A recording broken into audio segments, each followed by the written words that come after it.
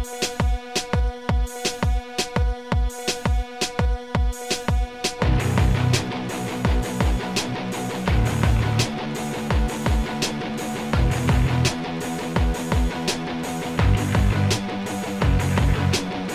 your ears and lube up your butthole. It's time for the What Do We Call It podcast. Now, here's your host. It's Jmann. Welcome to the What Do We Call It podcast. I'm Jmann. This is Steiny. Hello! I'm stuck in limbo with my child support. What does this mean? So I used to pay child support, right? Yeah. And now I'm to be paid child support. Right on. Because I got custody of the girls. Right. The situation flipped. Now, here's what I didn't know, and it's my own fault for being ignorant of the process. But when there is a custody case and a change of support or new support ordered, you would think the courts communicate that to the child support office. They're usually pretty well tied when it comes to the other way, like when they first go to enact child support, right? Oh, yes. See, if you're a man and they want money from you, they will come and seek your ass out. Yeah, and that's why I'm fit to be tied, because in 2014, those motherfuckers came looking to me to sign all kinds of papers because they were opening a case against me to make sure that I maintained medical and dental coverage on my children so that the government wouldn't have to put them on MA. Wow. Now That's you aggressive. fast forward 8 fucking years later, and I'm the one that's owed monthly payments, and I have to establish the case with them. So to do that, you have to fill out a form. Okay. And you take that form and you give it to them at the office, either in person, or you e-file it, or you mail it to them. Sure. And then when they get it, they either accept it or deny it. In this case, I took a day off of work, and one of my stops was the child support office to take the fucking application, and I didn't know they only operated by appointment, so I just dropped in, and I'm like, I don't know if I'm filling this out correctly. So they stuck me in a room, a TV came on, a chick was, video conferencing with me from down the hallway. No kidding. Yeah, I'm rolling my eyes, and she told me how to fill it out, and then I thought I was fine, and I turned it in. And that was like weeks ago. And then I get it in the mail the other day, a letter from them. And I'm like, I don't know why, but I feel uh-oh. Yeah. And I opened it, and it said it was incomplete and missing a page. And I'm like, what the fuck are you talking about? This is directly off your goddamn website. Sure. I downloaded everything I could, or printed everything I could. And I had left a message for the person that's supposed to be assigned to our case, as told to me by the Beast.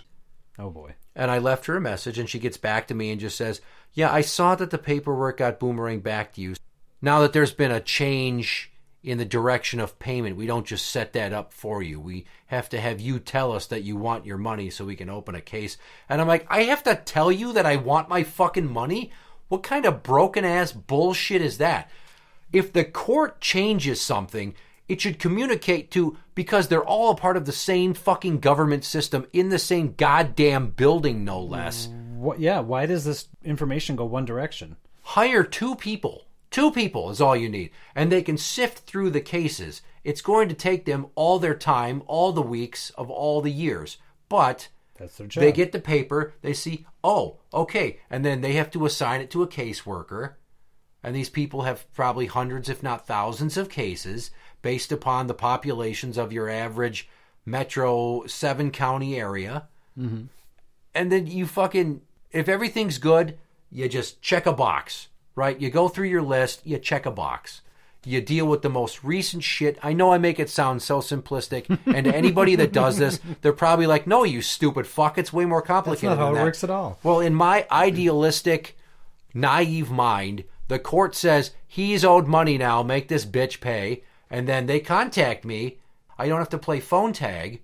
I don't have to fucking fill out papers and go somewhere to talk to somebody through a fucking pane of glass like I'm in a goddamn visiting booth for a prisoner. And then it gets all set up and I get my money, because the reason I haven't gotten any child support, which was supposed to start being paid October fucking 1st. Well, that's a while ago. Yeah, she's already that many months behind. Jeez. Okay. Surprise! The Beast won't pay me. She goes, well, I don't have any, unless we're going to go to a bank and get the payment notarized. I'm like, that's not what a fucking notary public does. No. You just send it through a cash app through your bank to Yeah, my it's a bank, receipt and then that it's way. duly noted Yeah. that I received a payment from. The Beast. It'd be funny if it All said electronic. AKA The Beast. next to her name if I set it up that way. You could do a memo, yeah. But she refuses to give me money, like she thinks I'm going to rip her off.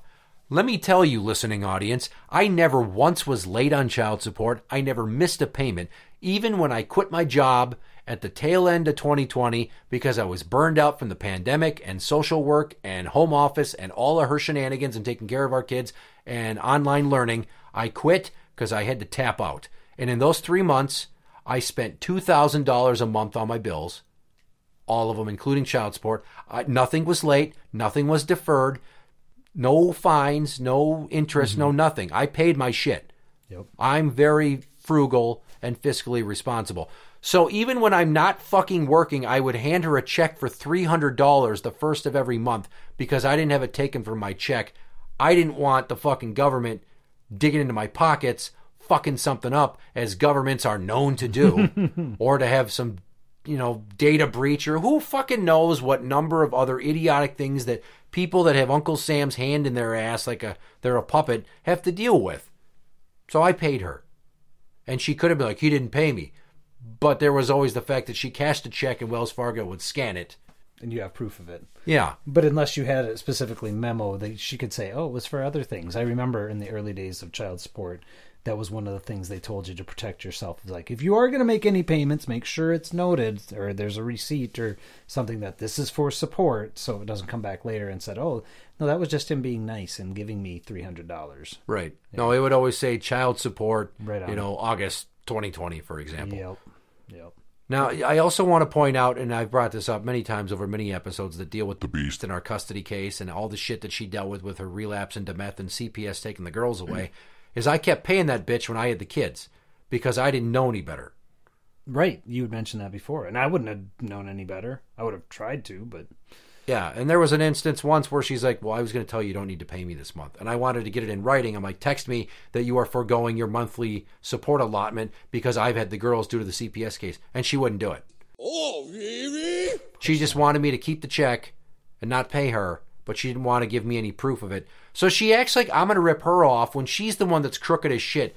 Why is it that the stupidest, most shitty moral holding people are so goddamn skeptical that they're going to get ripped off all the time when they're the one ripping people off? That was my son's mom all the time. If she owed you money, good luck seeing it, but if you owed her $1, she'd be on your ass all the time for it.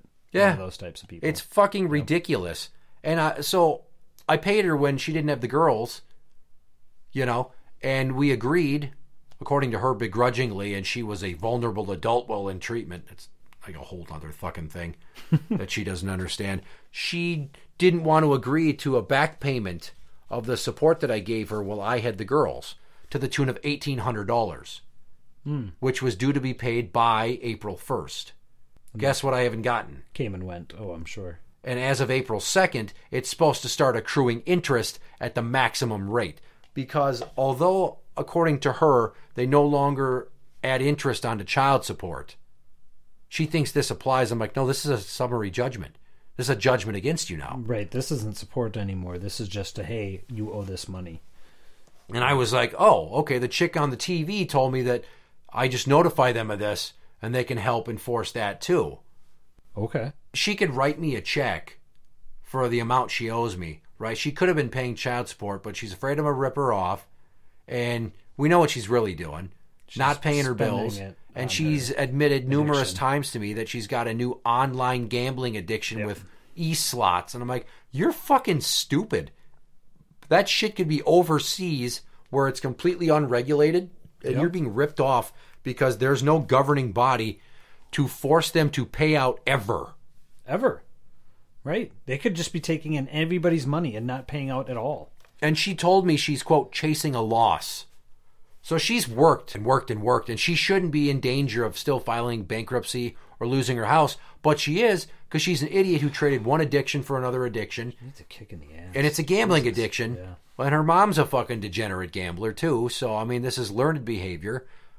And I just like, why when a man owes a woman money is the government so adamant, it seems, about enforcing every last fucking thing about that to the T on the dates.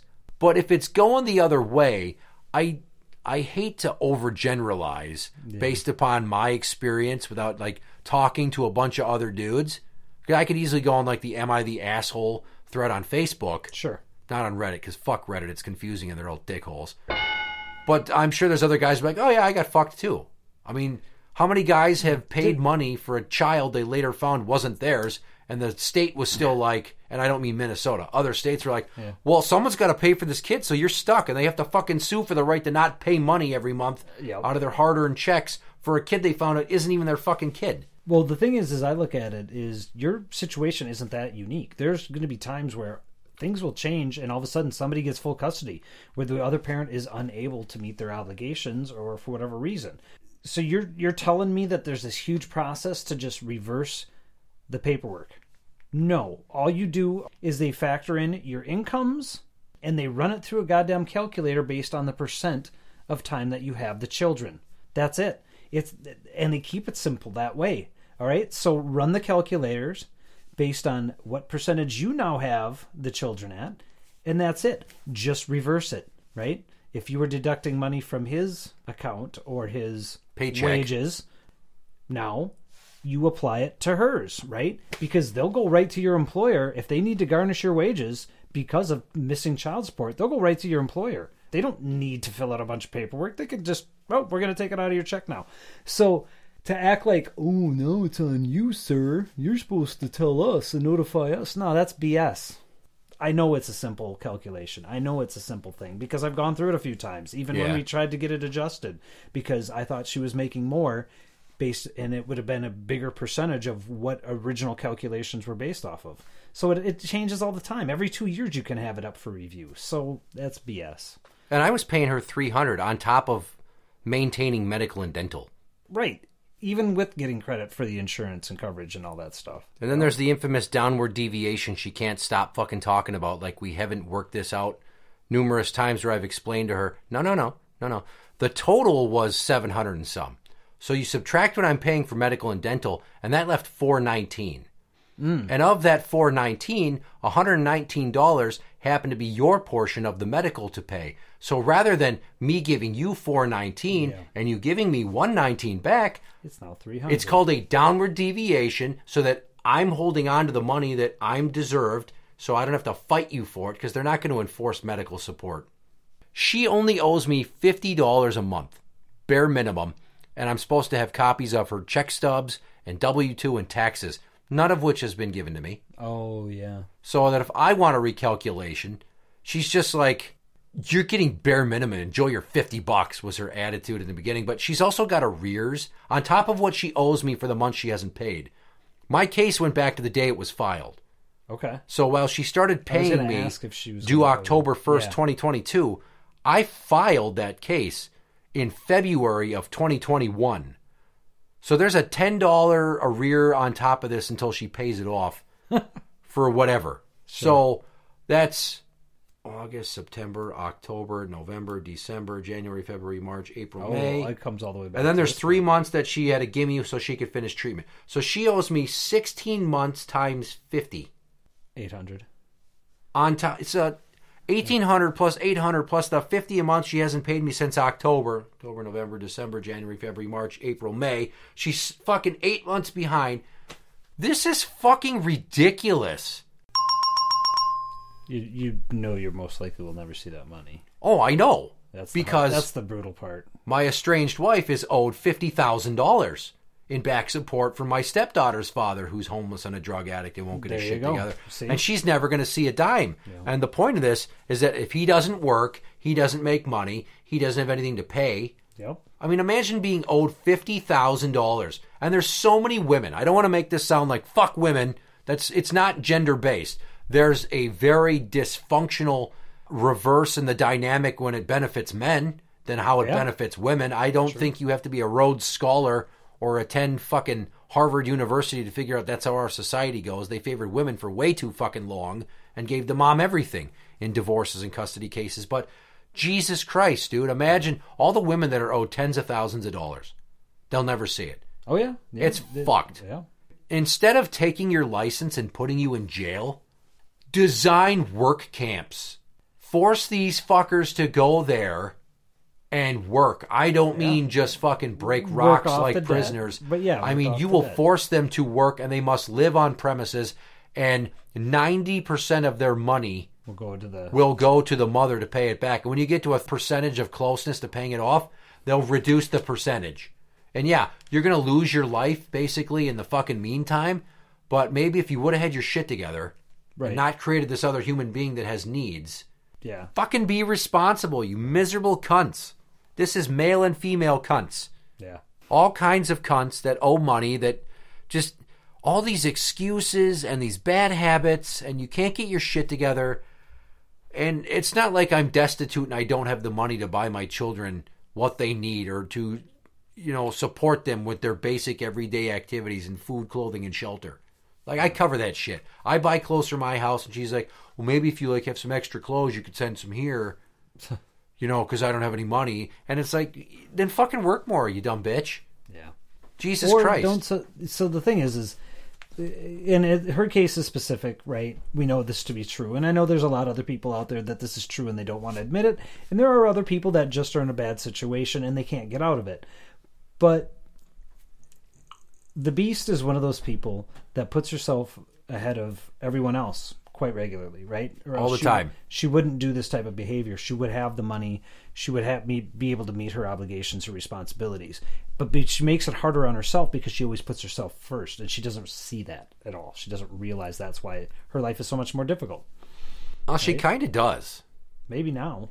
Yeah, but this is also, generational dipshittery, because her mom and dad would gamble and spend money and be poor and then declare bankruptcy and then pay $1,500 or whatever it was and then be free of all their debt, which I think is fucking bullshit. Yeah. Oh, no, we're going to tank our credit score for 7 years, but we're not going to owe $33,000. Ha, ha, ha, ha, ha. Holy shit! Right. Yeah, she's already got one bankruptcy from back in the day, and she's on the verge of another. She keeps trying to fight it off, but it's going to get there, and she's going to eventually lose her house. But it's just a matter of, why can't somebody do more to fucking get me my money? It's not even about I need it. It's the principle of forcing her to fucking deal with her problems and the aftermath of her poor choices. $50 is a drop in a bucket, really. I'm not John D. fucking Rockefeller over here. My house is not fancy by any measure, and none of my lifestyle is. Right. But, and would you probably do anything with that money? Probably not. But buy some groceries. Yep. It's always good to have more of a buffer, right? Especially with inflation the way it is now. Yeah, and especially with your growing food bill. Yeah, because I got a son that eats like a fucking garbage disposal. You think it's bad now? Wait till he becomes a teenager. Well, I'm just going to have to put him out in the yard and make him free range. Like, you better turn that grass into protein, son. Yeah, find your own meals tonight. So, while it seems like I'm just crying, oh, woe is me, my situation is not unique enough that it shouldn't be brought up. And frankly, anytime I can throw that bitch under the bus, I will. Because she's so just in your face and adamantly go fuck yourself all the time. You have it coming, you cunt. Interact with the show on Twitter at What Do We Call It. That is at What Do We Call It. You can find us on Facebook at facebook.com/group/What Do We Call It podcast show. For the What Do We Call It podcast, I'm Jmann. This is Steiny. And that's the end.